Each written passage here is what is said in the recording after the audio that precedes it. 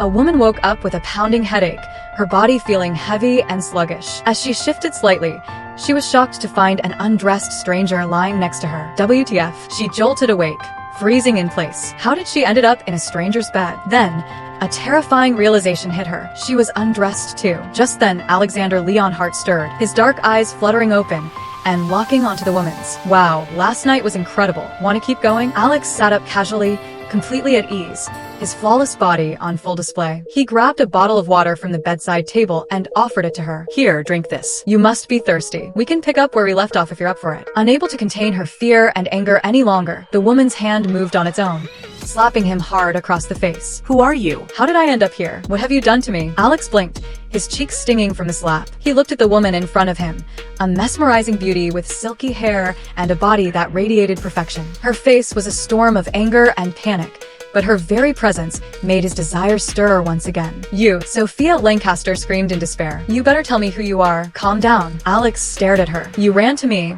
and asked me to sleep with you. Don't you remember? Impossible, Sophia denied, shaking her head vehemently. It was impossible that she would chase after a man, especially a stranger. You must have done something to me. She felt the rough texture of the blanket against her bare skin. Confusion and fear swirled in her mind as she looked around the room, her eyes darting frantically. The man's old military backpack and plain clothes caught her attention. Nothing in this hotel room indicated wealth. The smartphone on the nightstand was a cheap one with a cracked screen. With one glance, Sophia realized the man she had slept with was far from wealthy.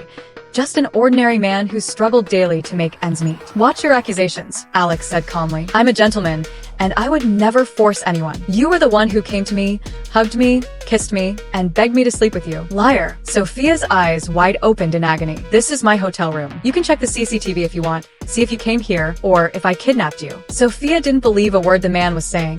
But suddenly, a memory flashed before her eyes. She was supposed to have a meeting with Calvin Lecter, the CEO of a rival company, to discuss the ongoing price war that was causing her business to suffer. She had thought they were meeting to find a solution, but it turned out Calvin had nasty intentions from the start. He had dragged her, hoping to take advantage of her. She remembered managing to escape with the help of his bodyguard, but as she ran from them, she stumbled across a man opening a door. Desperate, she had hoped to hide in his room for a while, but the drag Calvin had given her was a potent aphrodisiac, which made her desires flare uncontrollably. A sudden sharp headache hit Sophia as the memories flooded back. Oh no, how could this happen? Do you remember now? Alex smirked. You were the one begging. Shut up. Sophia's face turned bright red with shame and fury. Under the drag's influence, everything had seemed to make sense at the time, but now, everything felt so wrong. Tisk. Listen, I'm a gentleman, Alex offered sincerely, trying to make amends. I took your virginity. I'll marry you. How about that? Sophia scoffed, her disbelief mixing with disgust. You want to marry me? Do you even know who I am? She was one of the top beauties in Vancouver,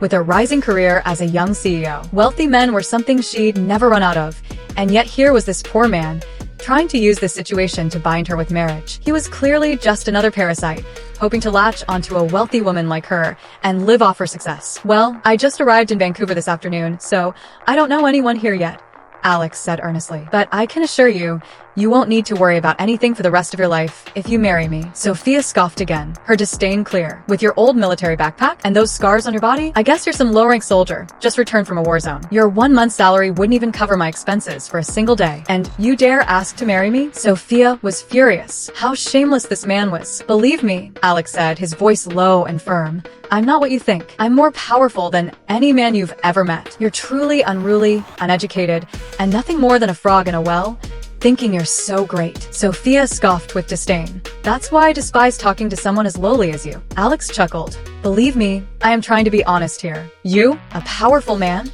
She sneered, glaring at him with utter disgust. You can't even begin to understand how powerful I am or the people I've encountered who are far more powerful than you. They could erase you with just a sneer. Alex laughed. The powerful men you know might be the ones seeking my favor, pleading for me to marry their daughters just to stay in my good graces. Trust me, you're incredibly lucky to have crossed paths with me. What a braggart. Sophia rolled her eyes in disgust. She wanted nothing more than to throw something at his smug face. How shameless could he be, pretending to be so powerful when all he had was an old military backpack? You might pretend not to know me and try to bind me with marriage just to get my money, Sophia retorted. But I warn you, that's never going to happen. If my family finds out I slept with a poor man like you you'll be erased from this world. So you'd better keep your mouth shut and forget everything that happened here. I don't want to hear another word from you. Now, get out of this room, she demanded, her eyes blazing with fury. But Alex tried to protest. This was his room. Now. Yet, seeing the fury in Sophia's wide eyes,